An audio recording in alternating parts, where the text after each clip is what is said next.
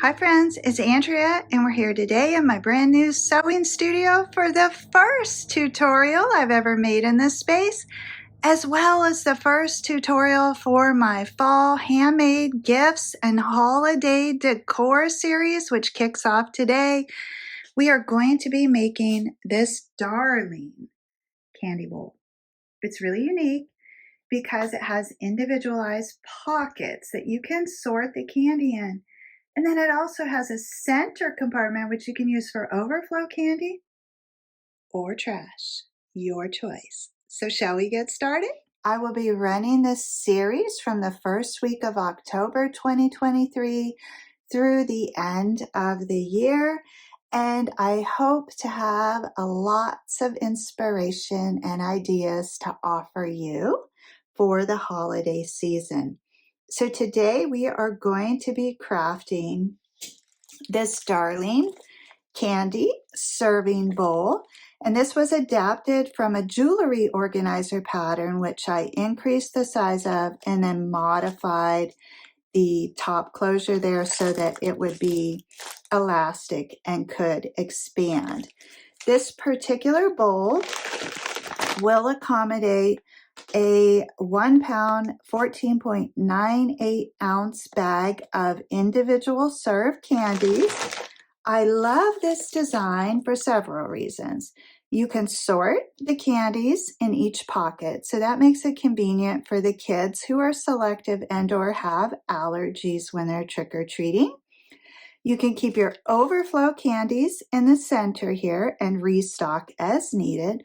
Or if you prefer to use this as a centerpiece or serving dish for a Halloween party, say, you can leave the center open and it can act as a little trash receptacle for these individual serve wrappers.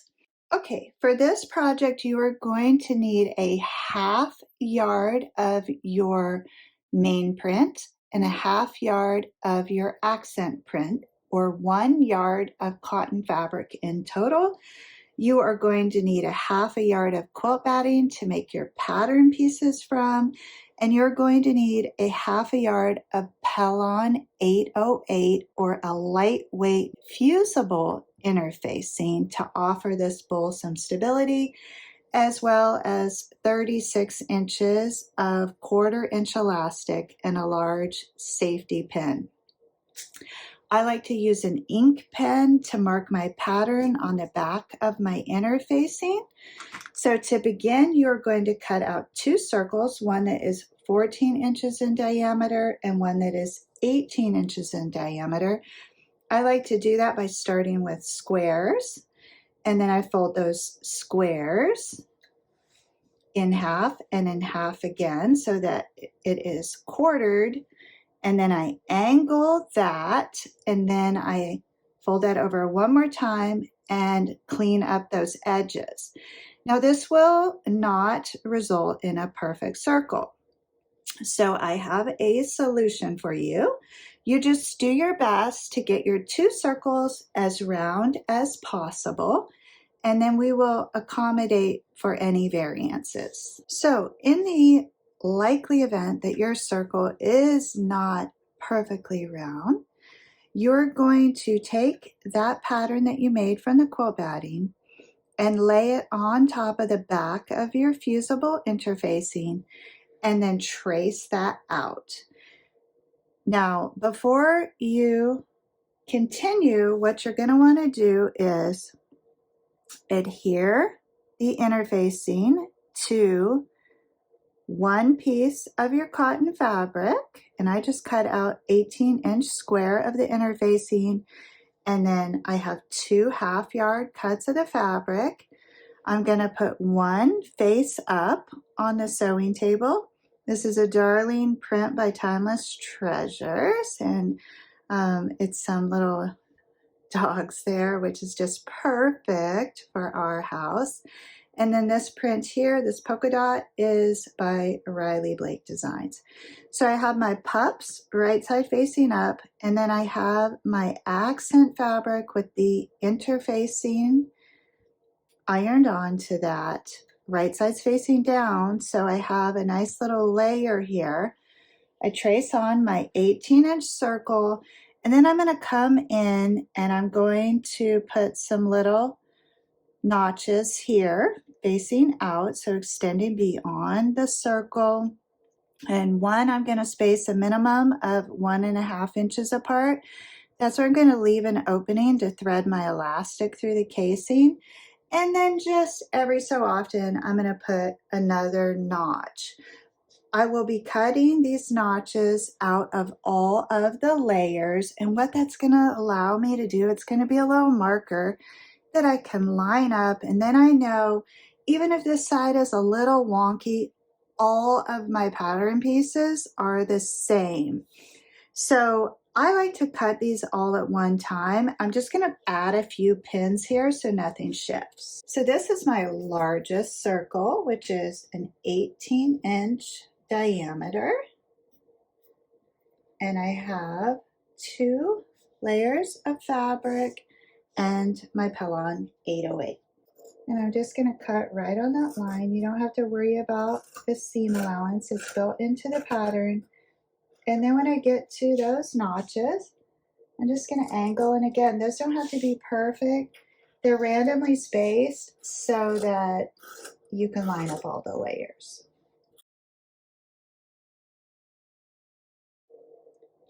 And now I have my 18-inch circle. Now I'm going to repeat this process so that I can get my 14-inch circle.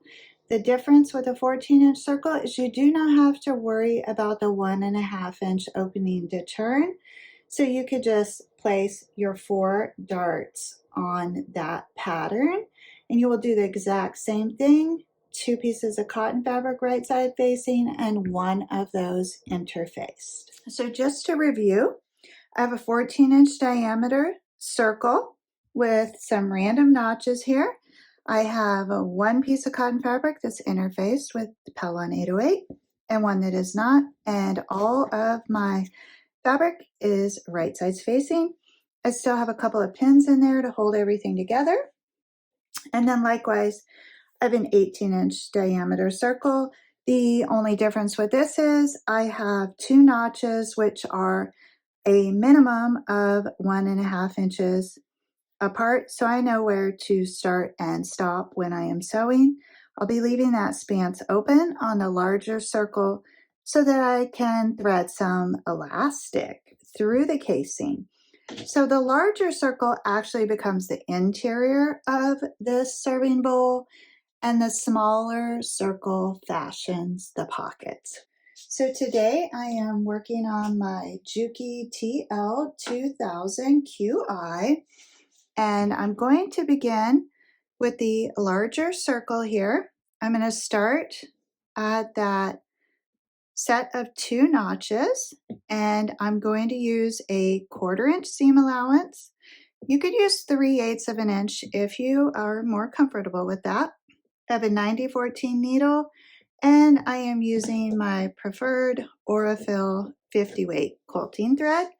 Again, polyester is fine for that. Stitch length is about 2.5 on this, and I am just going to stitch all the way around the perimeter of this first large circle, stopping and reinforcing on each side of that 1.5 inch notch.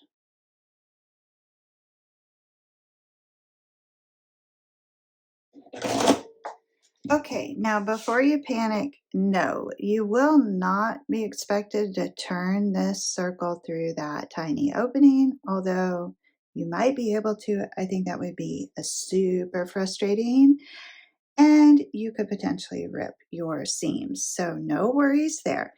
I will show you an easy way to turn this momentarily.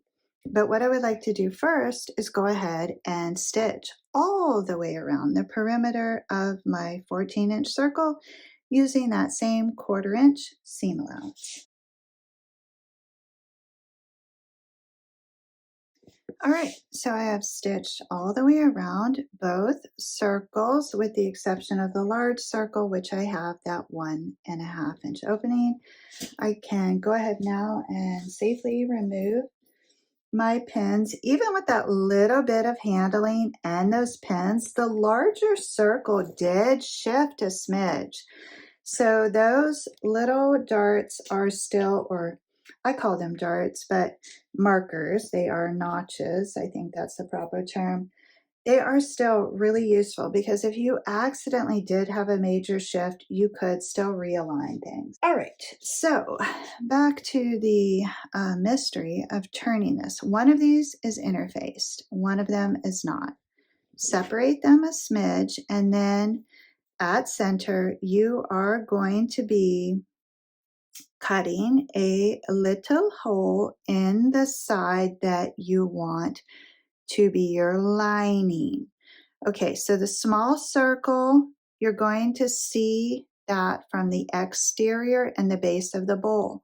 I would like to see the dogs. So in this case, I am going to cut at center a little slit on my interfaced polka dots. I want to make certain I don't cut a little slit in my puffs. And so I'm working at center. I'm just going to get a hole that is big enough there. I can go ahead and fit my scissors in there. And then I'm going to cut about 2.5 inch opening there at center. And that's how I'm going to go ahead and turn this fabric around. Don't panic, it's only in one layer and it will be hidden and reinforced. So just carefully turn that circle around and smooth out those edges along the perimeter of the circle, and then give it a really good press. Okay, now for the larger circle, the area where you cut the hole is going to actually become the lining. It's still going to be on the exterior, but it's going to be the lining for the pockets. So you'll see it there. And then the opposite side where there's no hole is going to be that little trash receptacle, okay? So I think I would like my polka dots as the lining for the pockets. So that would be on the exterior. So again, I'm going to be cutting my hole for this to turn at center on that interfaced polka dot side. This one needs to be a little larger because this circle is larger. So I'm just going to carefully turn that around and then smooth out those edges along the perimeter of the circle and give this a really good press. When I'm pressing, I want to pay special attention to that outer seam, which is still open, where we will be threading our elastic through towards the end of this project.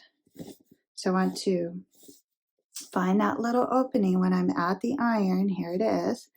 And I want to press over those edges and line that up nice. So when I come in with that little bit of top stitching, you can barely even notice.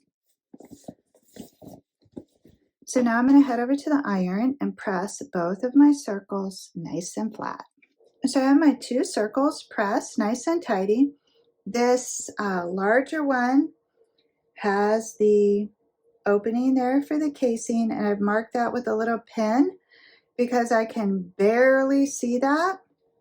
So the next step in our process is we're going to top stitch using 1/4 inch all the way around the perimeter of the small circle, and from the opening all the way around to the opening on the large circle. So make sure you do not top stitch that 1.5 inch opening on the edge, all right?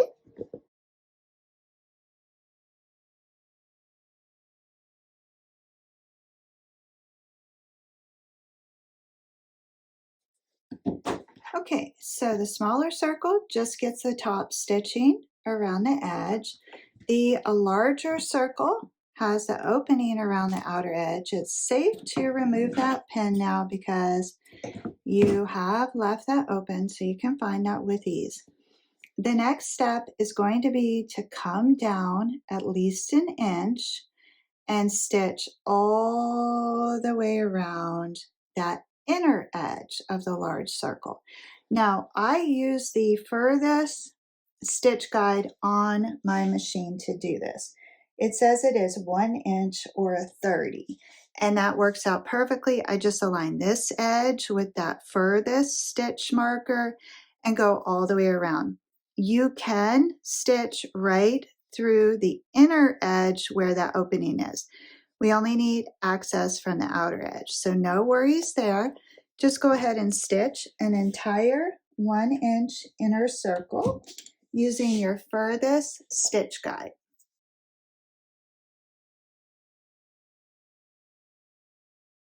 And if you were consistent, you should have a nice 1 inch inner stitch line there, which will create the gusset for our elastic so we can cinch this up and have a bowl.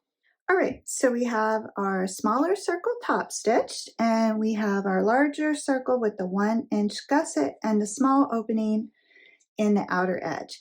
Now, how we layer these is important because we have the 2 slits where we turn them.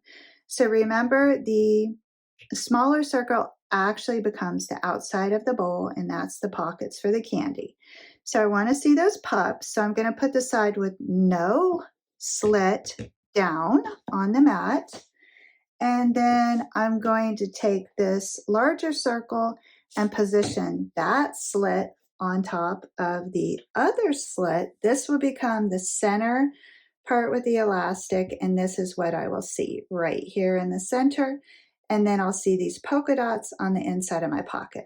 So it'd be hard to line this up as is, so like a pancake, flip that over, and so both of the slits are right sides facing, and now you have a little freedom to play here. You want to center the smaller circle inside of your gusset there. And so that looks pretty good. I'm going to go ahead and get a pin right at center there to hold that. And then I am going to measure out some stitch lines.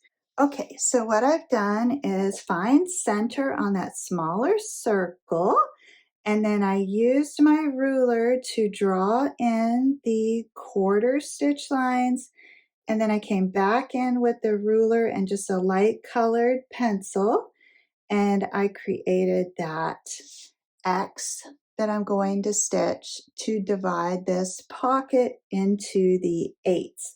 Then I added some pins around the edge there so nothing shifts. So I'm going to start sewing at the top at center there. I'm going to back stitch because this is the top of the pocket, so I want it nice and secure. When I reach the bottom, back stitch, and I'm just going to continue that. Okay, so now I have my small circle attached to my large circle, and that small circle is divided into 8s, and those little 8s will form the pockets in the exterior of our candy dish. So the next step is to take your 1/4 inch elastic and use a large safety pin or whatever you do to thread your elastic. Come in through that opening that you have left in the exterior and work your way all the way around that gusset which we created by stitching that 1 inch inner circle. Make sure that you keep one tail of the elastic out, and then gently pull on that. You don't want to pull too hard because you have the potential to snap your elastic. This is that nice soft elastic that we used for face masks. I have lots of that left over, so I wanted to use that. So once you get two ends out that are even, you can go ahead and double knot those. And that's just so you don't lose your ends. Then go ahead in and even out those ruffles on this. And then you can pull evenly on both ends. Again, don't pull too hard, just take time to move those ruffles around. Takes a little finagling.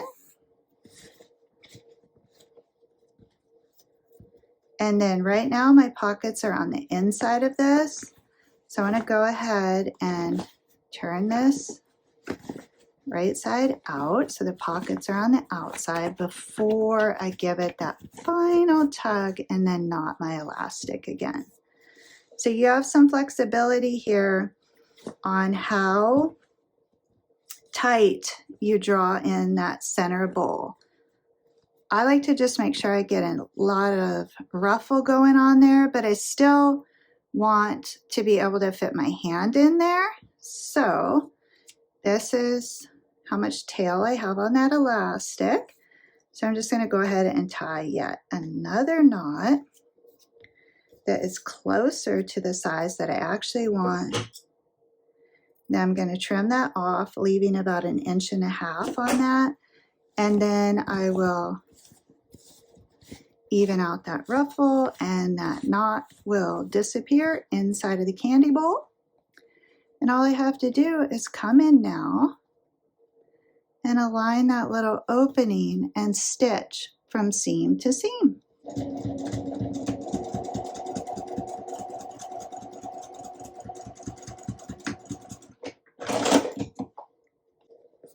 Okay, and then what you do is pull each of the pockets out and with your thumb push that inner bowl in.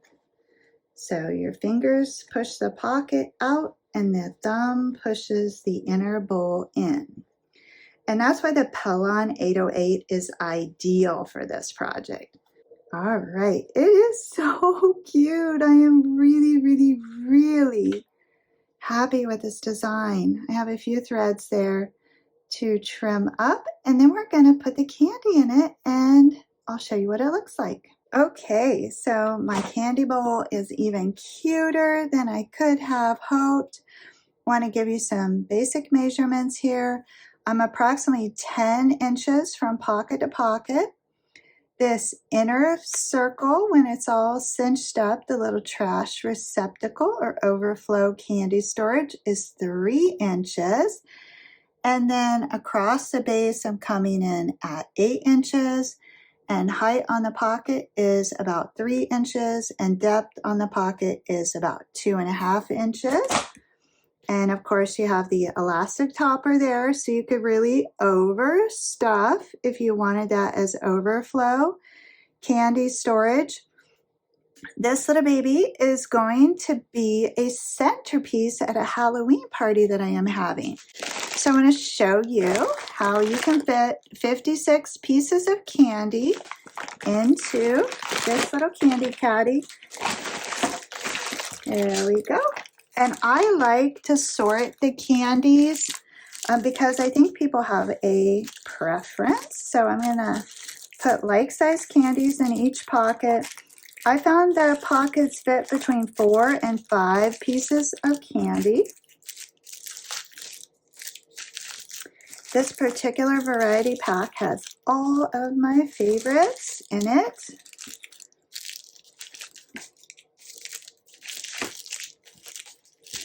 So I will be creating a series of handmade gifts and holiday decor tutorials for you this season. So I'm really excited to hear what kind of special requests you have for holiday gifts and decor. As you may know, I am majoring in event management and tourism. So parties have been top of mind, and I have a few planned before the end of the year. We're going to have a Halloween party. So you're going to get to see that fall decor come to life. And then we are also going to be having a graduation party for Megan. She's graduating in December, so I have some fun ideas for her party as well, which, because that's going to happen right before Christmas, the Christmas decor will be up. So I have my pockets filled here with the various candies. Now I'm going to put the extra candies in the center so I can refill those as the outer pockets become empty. And you can push those up under because we have that elastic. We have a nice, generous center compartment here. You don't want to damage your candies, of course, but I wanted to show you really how spacious this is, and it is such a wonderful way to showcase. Woohoo! I didn't mean to do that. That was the open one. Shoot. Put that one over here. This is such a wonderful way to showcase your Halloween candy. It's really easy to go to the front door for the trick-or-treaters. With this, you can hold it in one hand, no problem. And it's just as cute as it can be. If you do make one of these and you use it on Halloween, please let me know how many compliments you get. Likewise, if you're having a Halloween party or you're just decorating for fall, this would be really cute on any tabletop. So please do give the video a thumbs up if you enjoy this project. Also, let me know down in the comments what kind of inspiration or projects you would like to see as part of this series. And I look forward to seeing you in the next video. And please know the creative genius in me will be celebrating the creative genius in you. Happy Halloween, everyone.